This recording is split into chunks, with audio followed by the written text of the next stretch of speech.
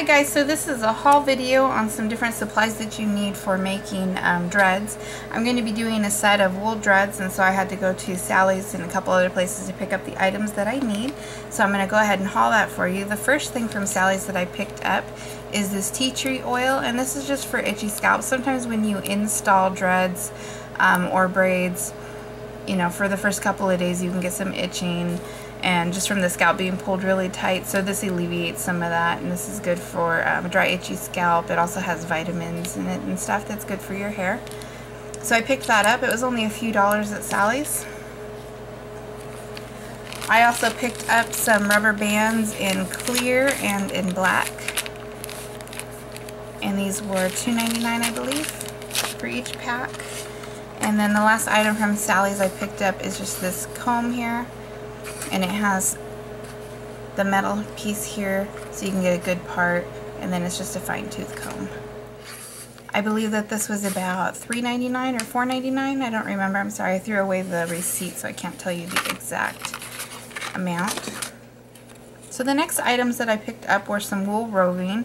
If you're not familiar with wool roving, you can use it to make different items. You can use it to do actual crafts, like this bunny here that's made out of wool roving. And I'll show you the actual roving in a second.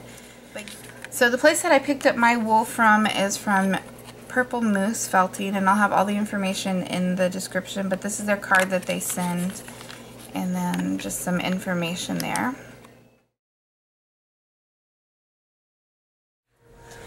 "10 ounces of jet black merino wool roving, 2 ounces of cranberry, 3 ounces of dark wine."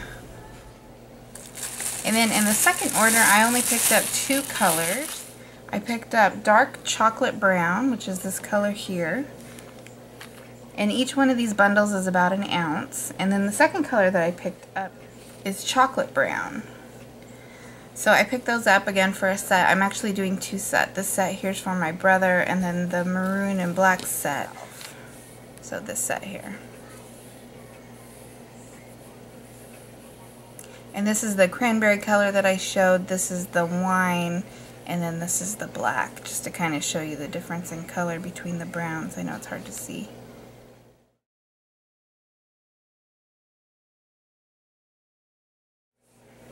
So if you're curious about the dreads, the ones that I'm making out of the wool are double-ended dreads, which are just one continuous piece.